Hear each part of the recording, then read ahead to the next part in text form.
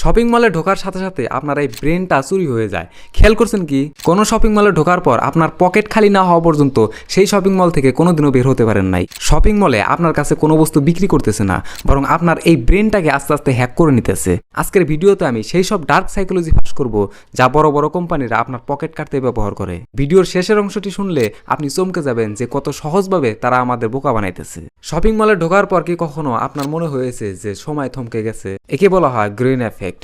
Shopping মলে কোনো জানালা থাকে না, কোনো ঘড়ি থাকে না। কেন জানেন? কারণ তারা চায় আপনি যেন বাইরের জগতের সাথে সম্পর্ক ছিন্ন করে ফেলেন। যখন আপনি জানবেন না যে বাইরে সূর্য ডুবতেছে নাকি বৃষ্টি হইতেছে, তখন আপনার ব্রেন একদম রিল্যাক্স হয়ে যায় এবং আপনি অবচেতন মনে বেশি সময় সেখানে কাটান। আর সাইকোলজি বলে একটা দোকানে যত বেশি সময় কাটাবেন আপনার কেনাকাটা করার সম্ভাবনা তত বেশি বেড়ে যাবে। এমনকি সেই সব মলের মিউজিকও খেয়াল করবেন, সব শান্ত আর ধীর গতির গান বাজানো হয় যাতে আপনার হাঁটার গতি কমে যায় এবং আপনি প্রতিটি পণ্য খুঁটিয়ে খুঁটিয়ে দেখতে পারেন। শুধু চোখ নয়, তারা আপনার নাককেও ব্যবহার করে। খেয়াল করবেন, বড় বড় মলে বা বেকারি শপে ঢোকার মুখে টাটকা কফি বা গরম বিস্কুটের দারুণ একটা গন্ধ পাওয়া যায়। এটা কিন্তু এমনি এমনি সেখানে রাখা হয় না, একে বলে স্ক্যান্ট মার্কেটিং।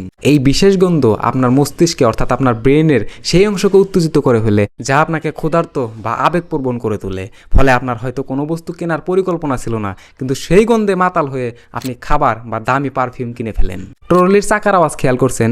শপিং মলের মেঝেতে এমন টাইলস ব্যবহার করা হয় যেখানে ট্রলি খটখট করে শব্দ করে চালালে সেই শব্দে আপনাকে মনে করিয়ে দেয় যে আপনি খুব দ্রুত হাঁটতেছেন। ফলে আপনি নিজ থেকে হাঁটার গতি আস্তে আস্তে কমিয়ে দেন। ওই যে বললাম, যেই দোকানে আপনি বেশি সময় কাটাবেন সেই দোকানে আপনার মাল কেনার সম্ভাবনা অনেকটাই বেড়ে যায়। এখন বলি দামের চালাকি। ধরুন আপনি একটা কফি শপে গেছেন, সেখানে ছোট একটা কাপের দাম 100 টাকা আর বড় কাপের দাম 200 টাকা।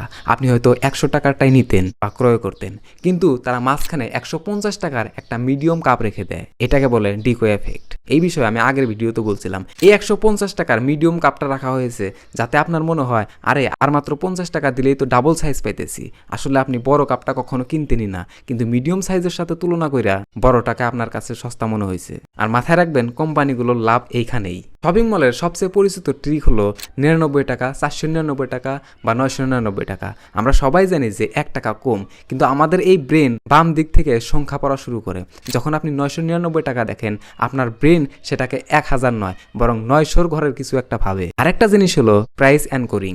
মলের সামনে দেখবেন বড় করে লেখা 5000 টাকার স্যুট মাত্র 2500 টাকায়। এই যে 5000 টাকা আগে দেখলেন, এটা আপনার মাথায় একটা দাম সেট করে দিল। এখন 2500 টাকা দেখে আপনার মনে হবে আপনি অনেক লাভ করছেন এই স্যুটটা কিনে, অথচ সেই স্যুটের আসল দাম হয়তো 1500 টাকাও না। ধরেন আপনি শপিং মলে গেছেন শুধু 1 প্যাকেট দুধের জন্য বা 2 কেজি চাউলের জন্য, কিন্তু খেয়াল করে দেখবেন ওই প্রতিদিনের প্রয়োজনীয় জিনিসগুলো মলের একদম শেষ মাথায় রাখা আছে। কিন্তু প্রশ্ন হলো কেন?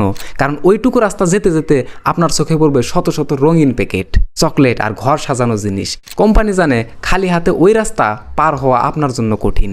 দুধের প্যাকেটের কাছে পৌঁছাতে পৌঁছাতে আপনার ঝুড়িতে অর্থাৎ আপনার ট্রলিতে আরও 5টা অপ্রয়োজনীয় জমা হবে।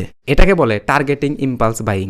তাহলে বন্ধুরা, এই ভয়ঙ্কর সাইকোলজি থেকে বাঁচবেন কিভাবে? সমাধান একদমই সহজ। নাম্বার 1, শপিং করতে যাওয়ার আগে ফোনে একটা লিস্ট করে নেন এবং প্রতিজ্ঞা করে যান বাড়ি থেকে যে লিস্টের বাইরে কিছুই কিনবেন না। নাম্বার 2, পারলে হাতে একটা ঘড়ি পরে যান যাতে মলের ভেতরে আপনি সময়ের হিসাব না হারান। আর নাম্বার 3, বড় ট্রলি না নিয়ে ছোট কোনো ঝুড়ি নেন, কারণ ট্রলি খালি থাকলে আপনার ব্রেন সেটাকে ভরতে চায়। একটা কথা মনে রাখবেন, আপনার কষ্টের টাকা আপনারই থাকা উচিত, কোনো কোম্পানির পকেটে নয়। বন্ধুরা, আজকের ভিডিওটি ভালো লাগলে শেয়ার করবেন আপনাদের সেই সব বন্ধু বান্ধবের সাথে যারা অনেকটাই অপ্রয়োজনীয় বস্তু কেনাকাটা করে। দেখা হবে পরের ভিডিওতে নতুন কোনো গোপন তথ্য নিয়ে। ধন্যবাদ।